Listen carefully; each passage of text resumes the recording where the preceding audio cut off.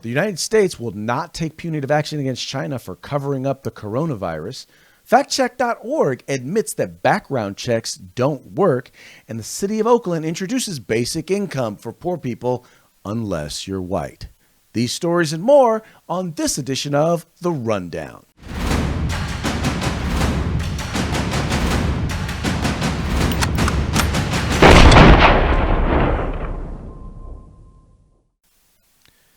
Good morning, everyone, and welcome to The Rundown. I am your host, Craig DeLuz. And I'm your co-host, Mike P. Waworski. Fantastic, sir. How are we doing this morning? You know, not too shabby, Craig. Another beautiful day and ready to take it on. Let's do this. Excellent. So, hey, let's get right into the news, shall we? Let's do it.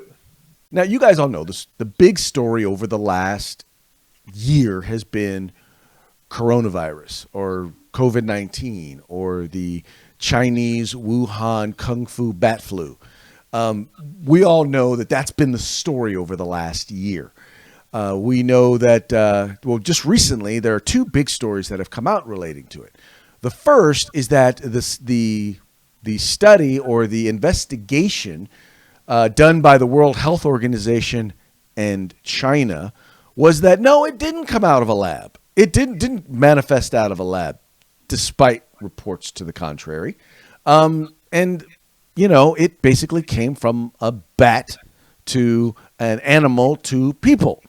Anyway, that's what they reported. Now, the second big story out of it. Oh, by the way, here's the one thing that we know. There's one thing that we know, and that is that they did lie to us when it came to whether or not there's life. In fact, they lied to the entire world, right? They knew they had a problem in China, and so they locked everything down so that no one could travel anywhere in China, but they were still allowing people to travel across the globe, including here to the United States.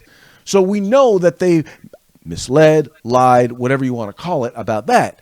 And yet, as a result, the Biden administration is suggesting that there is going to be absolutely no punitive consequences for them basically spreading the virus throughout the entire world. Listen, Craig, before I jump into the story with you, I just want to point out that just bringing up the China virus shows your anti-Asian sentiment and that you could be subject to arrest. So I hope your doors are locked. The de Blasio in New York City will probably be sending his stormtroopers because you can't have anti-Asian sentiment at all whatsoever. It makes you a racist. So. Oh, but by the way, for the audience who doesn't know, like the first 2 or 3 times we tried to do this show and talk about, the Chinese Wuhan Kung Fu bat flu, my entire system just shut down. I'm telling you, the communist Chinese have taken over California. Oh yeah, absolutely. So you're that's what I'm saying. I keep waiting for your door to swing open now, and they yell, it's the anti-Chinese racist sentiment police. Put your hands up. So be careful. Be careful. So what do you think about this? Is this crazy or what?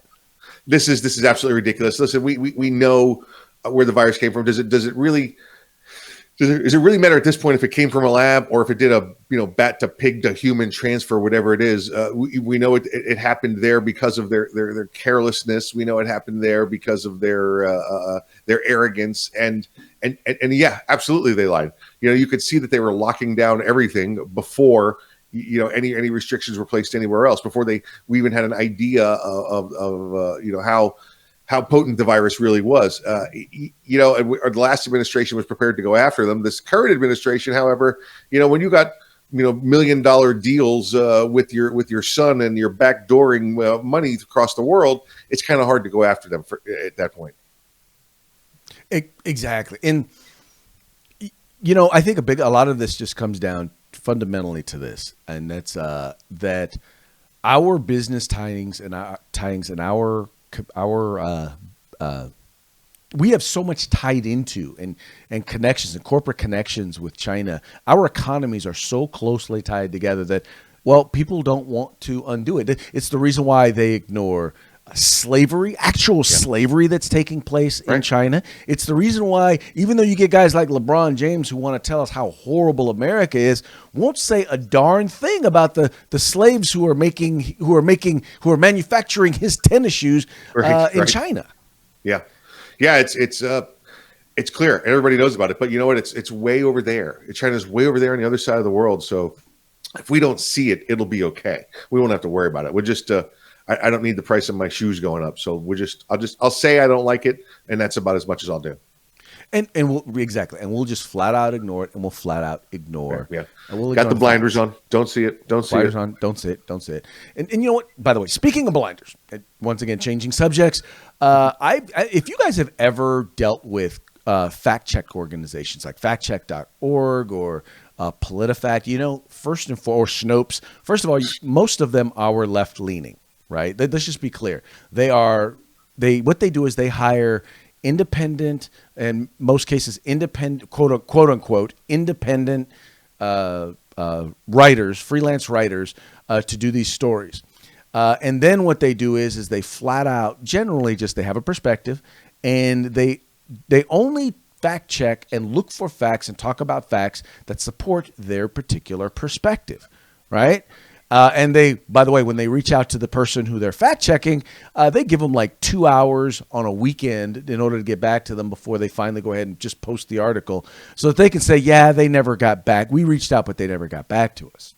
Well, there's an interesting, turnabout or a spin in one particular case on one particular issue, or at least on one article. And that was with factcheck.org when it comes to background checks, right? So they decided they were going to fact check an issue relating to background checks. And what they noted was that, no, there actually really isn't evidence that background checks actually make a difference when it comes to homicides or mass shootings. In fact, what they specifically say, let me find the particular. It says several Democratic opponents called the bill, they're talking about H.R. 8, life-saving gun violence prevention measure. Representative Sheila Jackson Lee, for example, said the bill will make a monumental difference in lowering the amount of gun violence in America. Representative Robin Keeley said that expanding background checks will help lessen gun violence and save lives. Now, this is where they go kind of weird in the article. The research on effectiveness of comprehensive background checks, however, doesn't provide that kind of certainty. And then they go on to talk about the Rand Review of Gun Studies, concluded that available studies provide moderate evidence that dealer background checks may reduce firearm homicides, and inconclusive evidence for the effect of private seller background checks on firearm homicides. Facts from factcheck.org? Yeah. Isn't that amazing? First off, what we need to be doing is a background check on Sheila Jackson Lee. There, maybe perhaps we could solve that problem of her being in Congress just by doing her background check, because she's I'm pretty sure it would find out she's from space. She's not from this planet. There's that kind of idiocy. I'm sorry, I don't care what you feed it. You can't grow that here. That's got to come from somewhere else. The whole issue with background checks. Listen, we know it's ridiculous. We've all seen the memes. We've seen the pictures. Even what is it? Craig, I think you and I've even talked about it before. Is when they cite the British is coming, they're going to say that's incorrect. Although the British might be coming, it's the British Army that's coming, not the British. So go about your daily business. So it's absolutely ridiculous. And this one, it's we know the background checks do not provide any safety. Background checks was another one of those compromises given up, back in the 80s. Oh, we'll do the background check. That way we'll know whether the good guy is going to turn bad. Bad guys don't go buy guns on a 4473. Okay, doesn't happen. But it is refreshing every once in a while to see an actual fact, come from a background check organization. Right. For some of you out there who don't know, the 4473 is the federal form you fill out for a federal background check to purchase a firearm. And the point that he's making is, over 90% of guns that are crime guns that are recovered, yet didn't belong to the person who actually purchased it, which tells you that they didn't get a background check to get that gun. So what good does a background check actually do? How many mass shootings have we seen, or mass casualty events involving firearms have we seen where the individual passed a background check?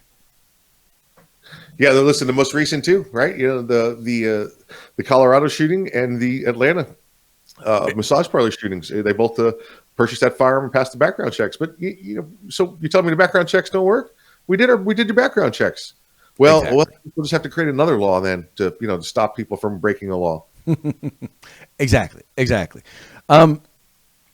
So, and that leads me then to our next item, and this has to do with Baltimore. When we talk about background checks and people committing crimes, well, now in Baltimore, in the city of Baltimore, they're no longer going to be prosecuting a bunch of different crimes. No longer are they going to be prosecuting drug possession, prostitution, or other lower level offenses. Why? Simply because crime has escalated so much, they don't have time to go after these particular, what they call nuisance crimes. Yeah, absolutely. We've seen this happen before in Baltimore. First off, we know that Baltimore is kind of a crap hole. If you've been to inner city Baltimore, the city has given up, the state's given up funding it, trying to make it an acceptable place to live or work. And we've seen the prosecutor before, try and throw police officers under the bus, and finally have to dismiss the cases or throw the cases out because it was all knee jerk kind of reaction. Well, guess what? If you don't have people living in your city, you don't have people working in your city, you don't have any tax base anymore. And if you don't have any tax base anymore, you don't have the money to employ enough prosecutors to prosecute all the crimes. So you got to start drawing a line in the sand somewhere. You know what? These crimes, we're not going to prosecute these crimes. They're, again, nuisance crimes, as you call them. The state and the state and the city of Baltimore have said, yeah, we can't do it. We don't have the funds or the manpower to prosecute these crimes, so we're going to let it go. Sorry. Well, and the thing is so they call this the COVID criminal justice policies, right? And what they've done is basically they're saying that this is what they've been doing during COVID, and it's seen a decrease in the number of those incarcerated by about 18 to 20%. Now, they're claiming that property crimes are down, but they're not noting in their press release that violent crime is actually up in those areas. And I still contend, and this goes right all the way back to Mayor Rudy Giuliani and the broken windows theory. If you let people get away with lesser crimes, you're going to start to eventually see them graduating on up to bigger crimes. And that's where a lot of these violent crimes and robberies come in. Listen, I lived there. I lived not in Baltimore, but in New York, and it got horrible. The city got horrible. Manhattan itself got horrible. You couldn't go out after dark. You didn't go near Times Square because the nuisance crimes were ignored. And you're exactly right, Craig. What happened was if they know that the nuisance crimes are ignored, the other crimes start to occur. You start to have a lower base level for those crimes. Well, listen, they're not prosecuting this. Let me just move up the ladder. And that's exactly what happened until Rudy Giuliani came in, and the cops hated it at first. Man, why do we have to go after people for littering and spitting on the sidewalk? As soon as they went after nuisance crimes, 2-3 years, that city was completely changed, and it became a tourist destination again. Now, however, under the current guy, de Blasio, you might tell him, but I'm down on this guy. It is a crap hole again. You don't go out after dark. Well, I'll tell you what. I think they have a new solution though in that they're instituting, and they're doing this now in Oakland. I think to try and address these crimes because people will stop committing crime if you give them money, and so that's what they're doing now in the city of Oakland. They're developing a base income, basically a low for low income people. They're going to provide them with $500 per month. That is, of course, unless you are white. So if you're poor and white in Oakland, tough on you. If you're poor, if you're otherwise, so if you're black, if you're Latino, I'm not sure. I need to look through the article again to see if Asians are included in this or not. But you get $500 per month per household. Otherwise, nothing for you, Mikey. Yeah, I wonder if it includes white Arabs and white Asians, and white Hispanics, like you said. That's a good question. But first off, given handing out money like this doesn't work. All you're going to get out of those families is $500 less of work every month. It's not going to be a way to get ahead. We've seen this example over and over again. If you continue to throw money at people, and they don't have to work anymore, they'll stop working. They'll work less. And everybody else will have to work harder because they have to provide the tax base to give that free money away. So this is just a horrible, and I'm saying a horrible racist policy. Yes, it is most definitely racist. But what's also interesting about it is, they cut their police budget by 50%. Yeah. So in other words, now they've seen a dramatic increase in crime. They've seen a dramatic increase in violent crime, and they're hoping that by giving the poor people of color $500 a month, they'll stop. Yeah, and listen, that's gonna backfire on them as well with that cutting that police budget. We've seen that right in Los Angeles this past week.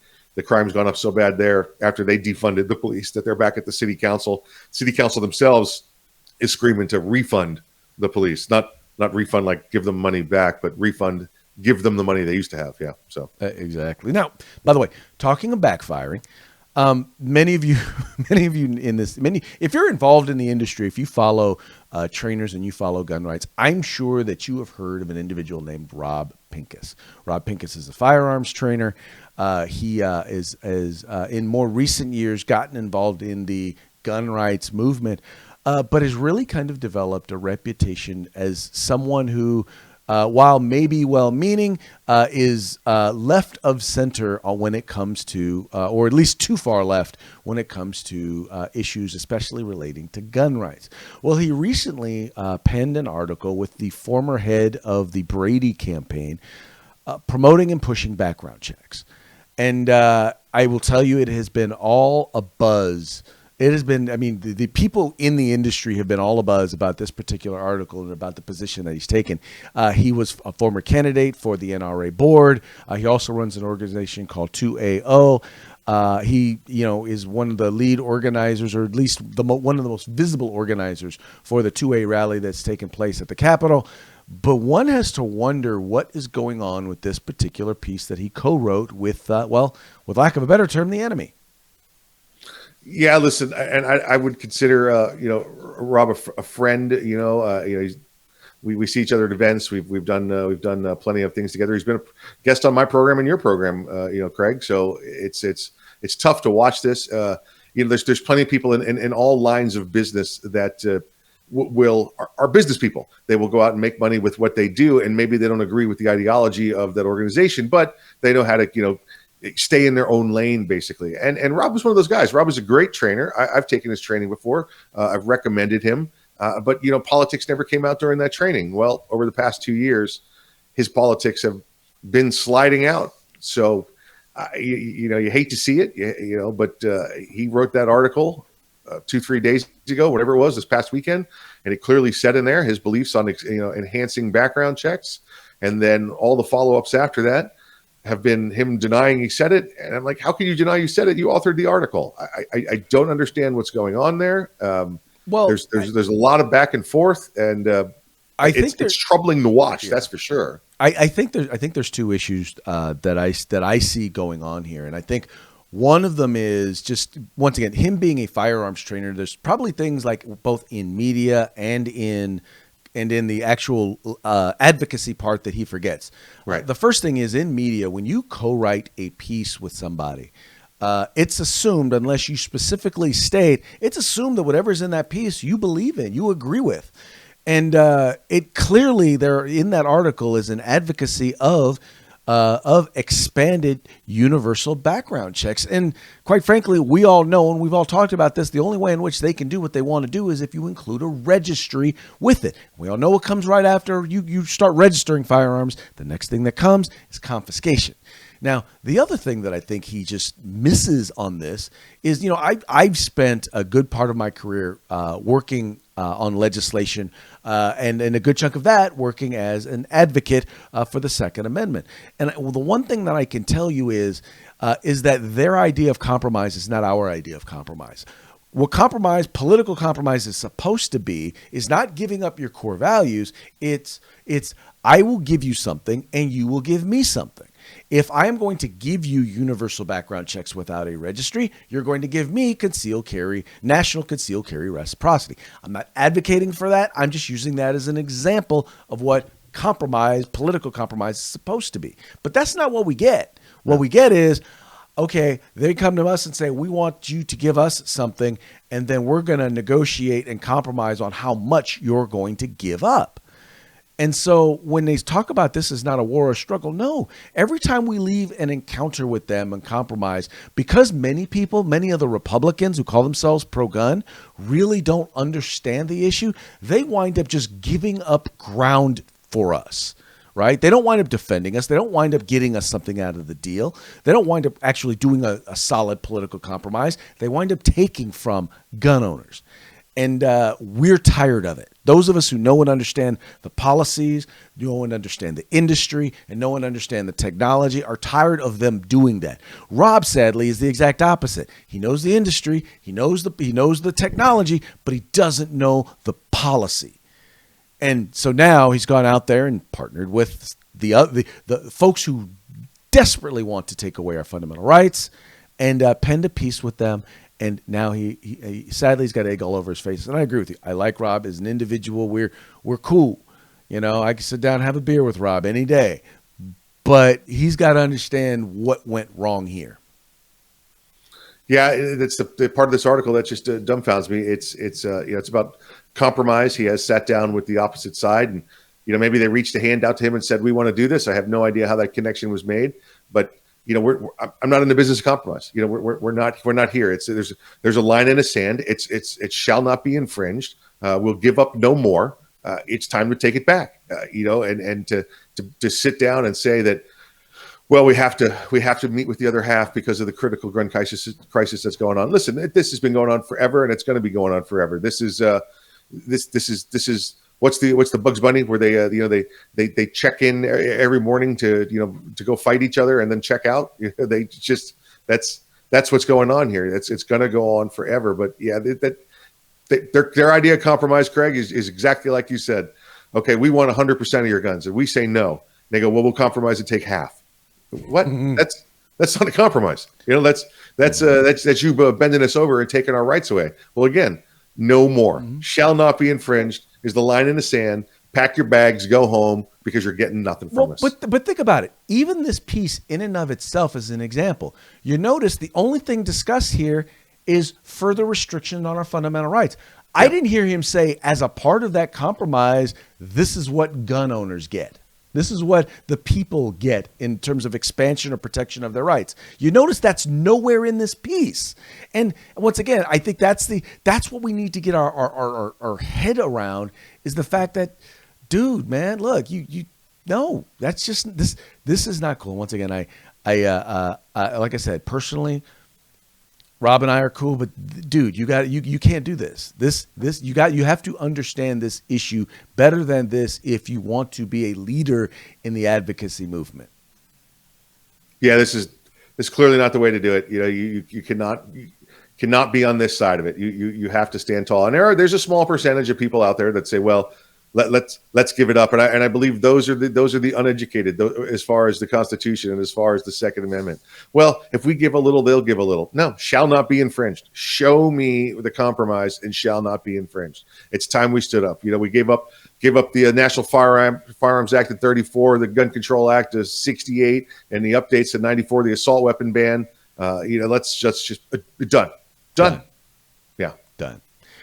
Talk about standing up. It's funny. So in today's parting shot, so this is an interview. This is the guy who's on. I don't know exactly what the context of it is.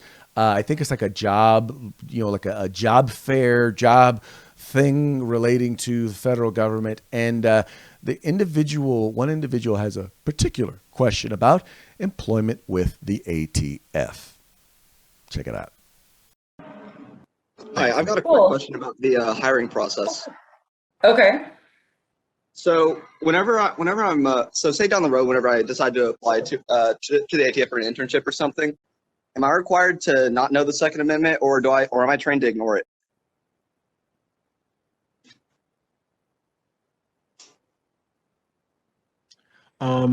Everyone, as always, any requirements for internships or employment will be listed on the job announcement.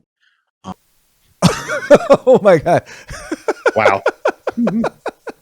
All right, Mike, you go for it.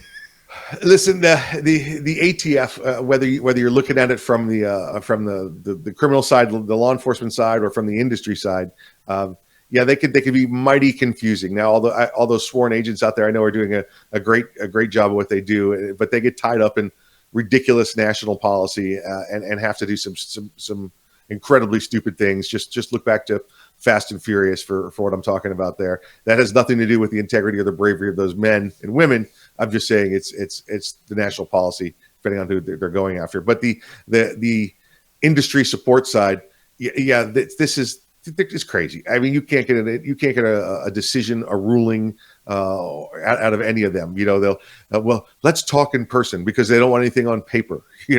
Or whatever we told you to do this year is different than next year. And then when I come back and do your industry inspection, we're going to say we never told you to do that.